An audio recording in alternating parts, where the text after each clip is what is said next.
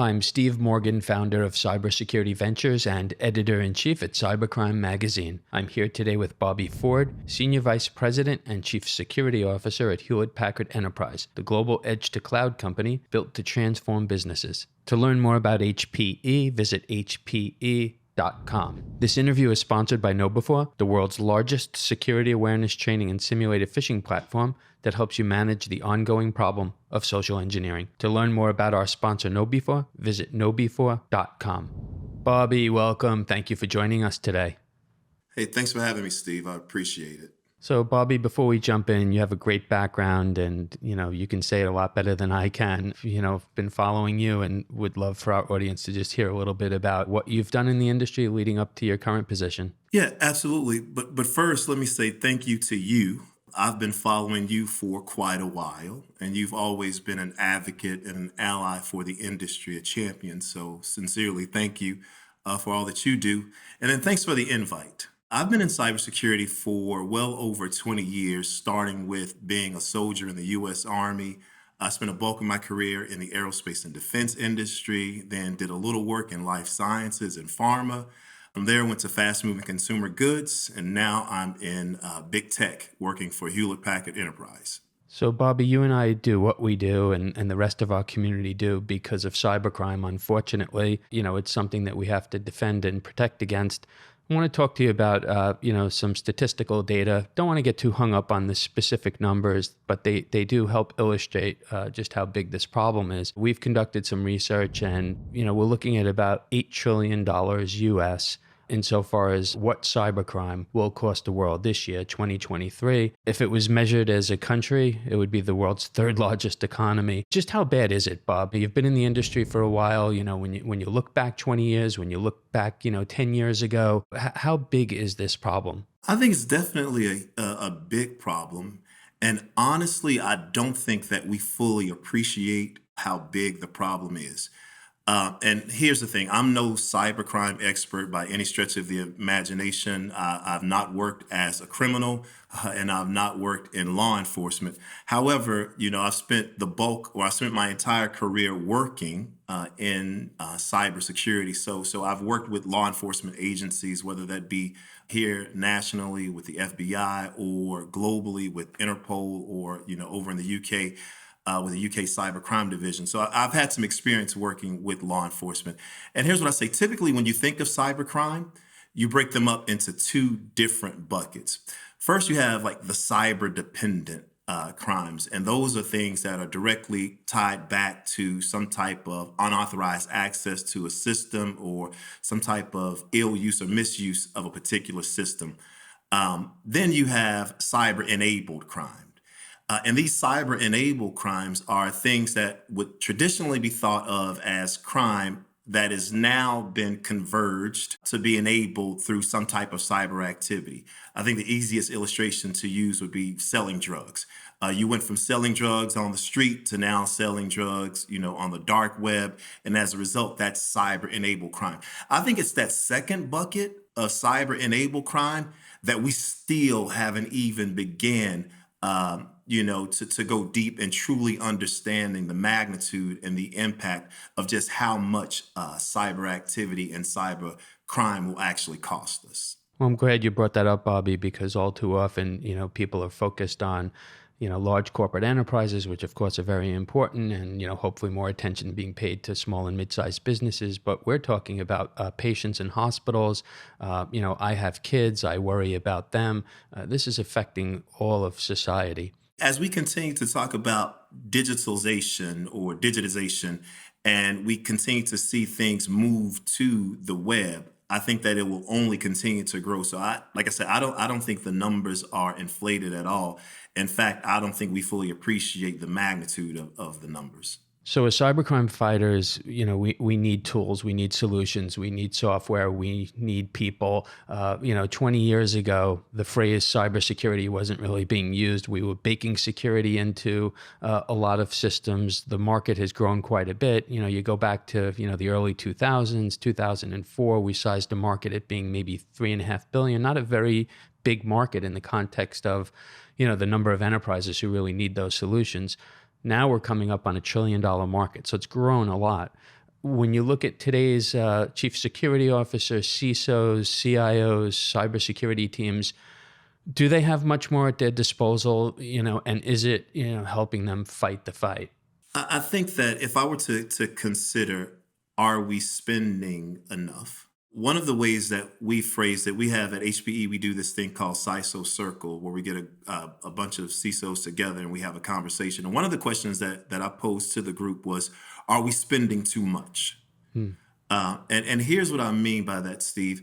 I think it's one thing to spend enough, and then I think it's another thing to spend effective. And the illustration that I like to use is when I first moved to the UK. So I have a shoe thing. I love buying shoes. Like that's my thing. I buy lots of shoes. And so when I first moved to the UK, I was still buying shoes how I would buy shoes when I lived in the US. So it's all about fashion. How good did the shoes look? So when I moved there, if you had given me extra money, I still would be buying for fashion.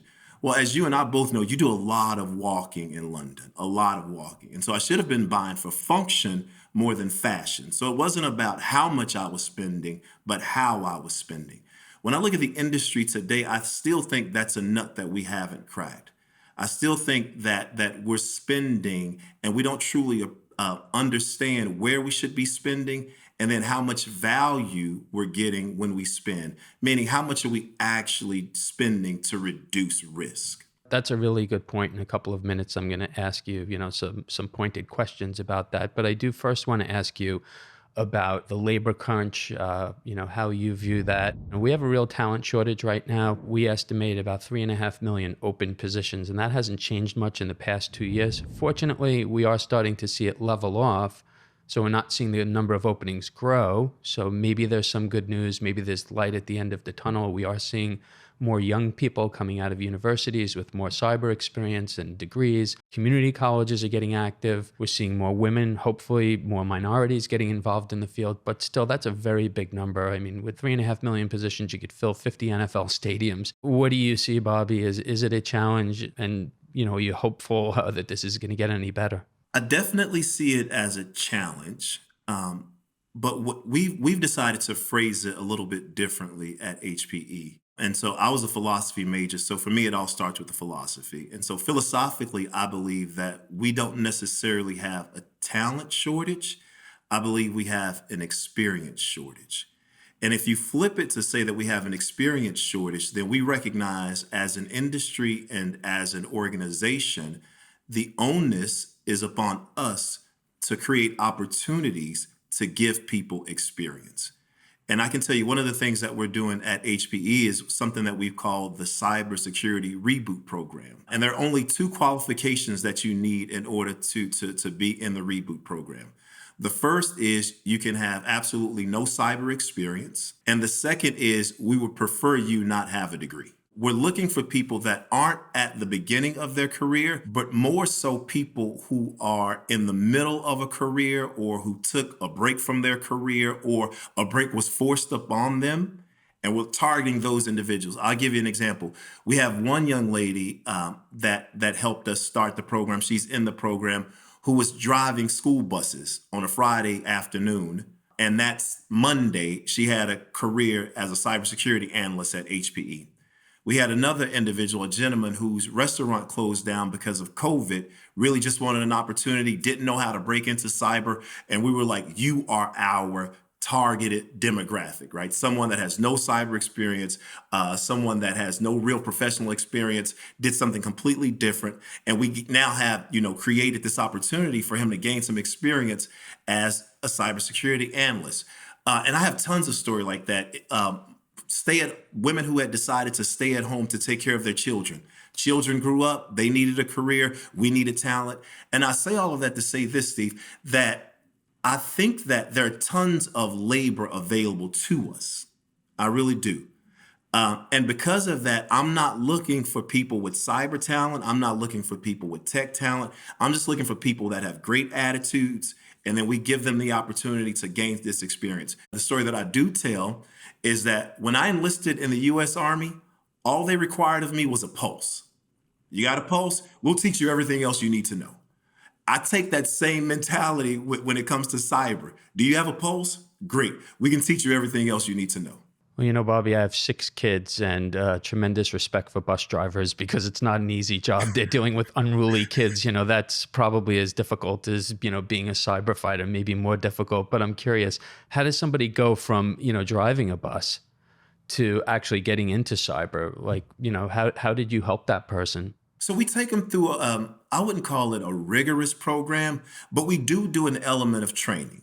So we do help them get their certifications. We do help embed them within the team. And so it goes from training to OJT, on the job training, to continuous development and improvement. People often ask me, how will I know the program is successful? I say that when there are other organizations that have also created these reboot programs, because I just don't think that the way that we solve the talent shortage, I just don't think that the way that we solve the experience shortage, I should say, I don't think we solve it by stealing talent from each other. And oftentimes that's what I see. I see that, we take talent from one organization, and then now that organization has a gap. They take it from a different organization. Now that organization has a gap. I just don't think you close a gap by stealing talent from everyone. I think you have to create it. That absolutely makes a lot of sense. Now, let me ask you, as you sort of move up the food chain to more experienced cyber fighters. So when you start getting into positions where, maybe it does require, 5 or 10 years of experience, and they're operating at a different level, or even once you get into the CISO ranks where there's tremendous turnover and it's difficult to fill those positions. Are we seeing shortages there? We absolutely do. And so I don't want to give the impression that someone can go from, a job completely outside the industry and overnight they think they can become a deep expert. Or overnight they could lead a team of, forensic investigators or, incident handlers, because that's not the case. These are very much entry level jobs. And so, like you said, and I like how you phrased it, as you move up the chain, we're absolutely seeing a shortage there. And I think that's where you get that whole notion of stealing talent from other organizations. I know that the way that we solve that is by creating a strong and robust pipeline. So, Bobby, I want to shift gears here, ask you a little bit about ransomware. I remember when we first put our first report out, I was confident that it was the last report we were going to put out, and that it was like a lot of cybercrime we see. It comes and it goes, and we do see a lot of those types of crimes. But unfortunately, that has not been the case with ransomware. It has grown year over year. It has grown dramatically. And when we put that first report out, when you're going back maybe a decade, the number was relatively small. You were into the, low hundreds of millions of dollars globally. And now we're into the tens of billions of dollars a year, and it's not going away. We're seeing more gangs, we're seeing more strains, and the industry's throwing a lot of money and a lot of talent at it. What's your perspective as a chief security officer? Is it something that you and your peers spend a lot of time thinking about? We absolutely spend a ton of time talking about it, thinking about it, recognizing it as the threat that it is.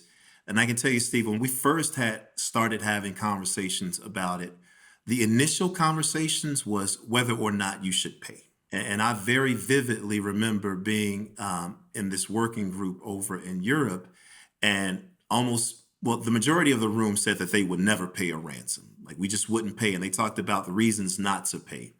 And so I threw my hand up and I said, okay, well, I think it's pretty easy to say you won't pay. I think that's easy. Here's where it becomes a challenge.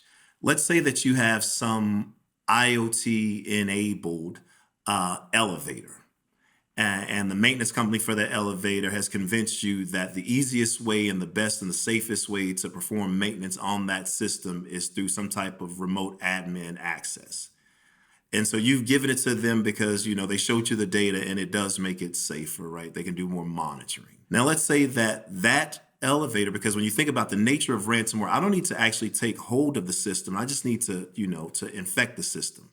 And so let's say that elevator has now, been attacked with some form of ransomware, that system that controls the elevator. And you receive an email that says, give me 20K and I'll unlock the elevator. And you're thinking, nope, we have a policy that says we will never pay a ransom. But there happens to be some 8-year-old on the elevator with type 2 diabetes, and there's a fear of them going into some type of diabetic coma. It's hard for me, just in my mind, it's hard for me to reason that I wouldn't pay it then. It's hard for me to look at the mother or the father of that child and say, yep, Unfortunately, we have a policy that says we won't pay the 20,000 for ransom. And so when you think about the convergence of the cyber world and the physical world, or the virtual world and the physical world, I think that, we have to recognize that there will be an instance where we may consider paying. And as long as we can recognize that and realize that, I think that ransomware will always be a topic that we have to discuss. I think it will only continue to grow because also recognize for the criminal, when you talk about ransomware, they've taken the middleman out. And what I mean by that is back in the day, I would steal your data, then I'd have to actually monetize it. So once I've stolen your data, then I got to go out to the dark web. I got to find a customer who's willing to buy it. Then I got to trust that customer. There's no honor amongst thieves. So I got to trust that that customer that I want to steal, that I've stolen data for, will actually pay me. Ransomware takes out the middleman and it goes right to the large corporations or right to the large government agencies and says, hey, I've encrypted your data. Give me X amount of dollars or give me X amount of pounds and I'll free it up. So yeah, I think it's a problem. I think it will only continue to grow. Right. Well, listening to you reminds me of, why our chief security officers, you're very realistic in the assessment. There are situations like that. I mean, you have hospitals who can potentially be held ransom and people may not get access to care, oncology equipment for cancer patients. There's a lot of scenarios out there. And, I agree with you. It's not as simple as, do you pay, don't you pay? So, Bobby, you touched on, on people. And, big issue. And I wholeheartedly agree with you in how important it is to get more people into our field. I want to ask you about people in a different context. So, this would be employees, the humans who are sitting behind laptops and computers and, working for all kinds of companies of different sizes. How much of a threat do they pose? Are they a weak spot in the cybersecurity chain, I should say? And how important is it to train those people? Specifically, I'm talking about security awareness training programs, phishing simulation, whatever it is that you might advocate. Here is where I think I differ from some of my colleagues. And I was actually reading a book. I won't tell you the book I was reading the other day. And I read the line and I was like, I think it's still the wrong mentality. You've often heard it said that humans are the weakest link. I fundamentally and philosophically disagree with that. I think they have the potential to be our strongest line of defense. Unfortunately, we're still relying on awareness and education as opposed to actually equipping them. And so, what I would love to see is a shift from educating our employees to actually equipping our employees to helping us in the fight against the adversary. A practical illustration I'll give you is we all have some form of email protection. We all have some form of email protection. And the way that it works now, Steve, is that if an employee who's not in typically IT or in cyber, if they have a suspicious email, they report that email to the security department. The security department does whatever they do, whatever magic they do, or just relying upon some application to tell them, make a determination on whether or not that email was malicious. If the email was malicious, then the security department contacts the IT department and we pull that email from everyone's inbox so that no one else falls victim to it and no one else clicks on the email. Imagine an organization or a technology that allows the employee to click the email, make a determination over whether or not it's malicious, have the right controls in place, and then that employee can actually pull that email from everyone's inbox. Think about the speed and the scale that we could operate at. And so I think that, yes, education and awareness has increased and our employee base is much more aware and they're definitely more educated on cybercrime and, malicious activity. But I think that the next evolution that we should be talking about is going from education to equipping our employees so that they can help us in the fight. So how receptive are employees? It sounds like, your company might be a good example. Maybe you have colleagues who have a similar mindset. Are they, receptive to that? And then do you have, certain types of employees where maybe they're just so busy, I don't know, doctors, nurses, where maybe they're not as receptive just because of the amount of time it takes? Yeah, I wish I could tell you that we've tested it out and that we've vetted it, but we haven't. It's still just up in Bobby's head. It hasn't gone anywhere other than that and having conversations and trying to kick up conversations. So, Bobby, before you go, I want to ask you a question that could help maybe some young people in our field. One of the most common questions that we get, and I have a lot of people hitting me up on LinkedIn, and honestly, I don't have an answer for them. And these are ambitious people, excited about our field, and they want to know, what do I need to do to become a CISO or a chief security officer? What would you recommend if, there are some young people in their careers, ambitious, they enjoy the field, they'd ultimately like to be in your position. What should they do? What should they be thinking about? Here's what I've done in my career. I would say identify a CISO in an industry that you'd like to be in, go to their LinkedIn page, look at their career and look at the jobs that they've had, and then map it to your career and the jobs that you've had, and basically do as they've done. And I know it sounds easy and it sounds cliche, but I actually think it's a very practical uh, example of how the road has already been paved and there's no need for you to create a new road.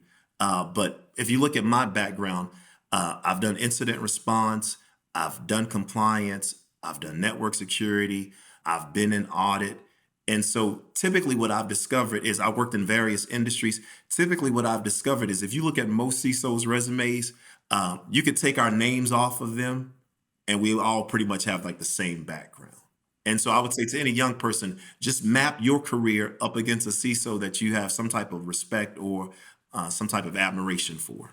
So I almost said goodbye to you twice, Bobby, but you know what? I'm sitting here thinking, wow, I'd like to hire Bobby if we, had a CISO position that's open. I don't think I've said that before. So I'm going to go ahead and just ask you one more question because we're fortunate enough to have you with us. So I want to ask you about remote workers. This was a really, really, really big topic 2 years ago, a year and a half ago, and it, started to fade away. And I think that's our fault. I don't think it's the CISOs. I don't think that they don't want to talk about it. I think we just have this idea that COVID's behind us, or it's largely behind us, and so things are bouncing back. Yet I hear from enough people that there's still this large base of remote workers. This is on the news all of the time, forgetting about technology and cybersecurity. Just the idea of people coming back to the office. What's your outlook? Do you think remote workers are here to stay, and is that now an ongoing issue for you and your colleagues? I think that some form of remote work uh, will continue.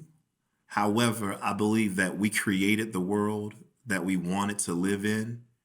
And that means that I think we like being in the office. I think that remote workers, like I said, is here to stay. Flexibility is going to be key. And I think that right now we're going through this cycle and we're going through this push where lots of organizations, including ours, are doing all that we can to get people back into the office and not trying to incentivize people to go back into the office, but recognize that there are certain elements, of being in the office and being close to your coworkers and colleagues and building these relationships when you don't have meetings. That just doesn't happen with remote work. And so that connectedness is what we've been missing. I think that we'll continue to grow that piece and we'll continue to get back there.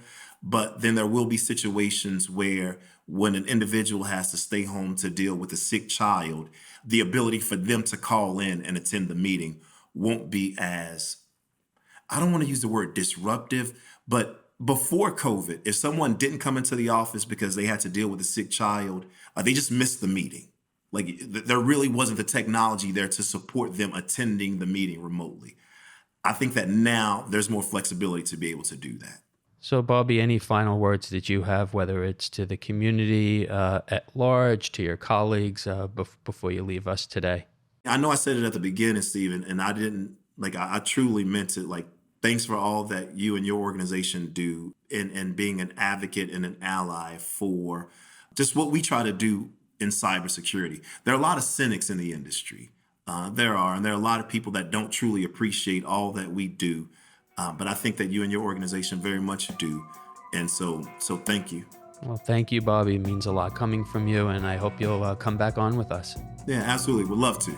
I'm Steve Morgan, founder of Cybersecurity Ventures and editor-in-chief at Cybercrime magazine. Joining us today was Bobby Ford, Senior Vice President and Chief Security Officer at Hewlett-Packard Enterprise. This interview is sponsored by KnowBe4, the world's largest security awareness training and simulated phishing platform that helps you manage the ongoing problem of social engineering. To learn more about our sponsor KnowBe4, visit knowbe4.com. You can keep up with all of our media at cybercrimemagazine.com.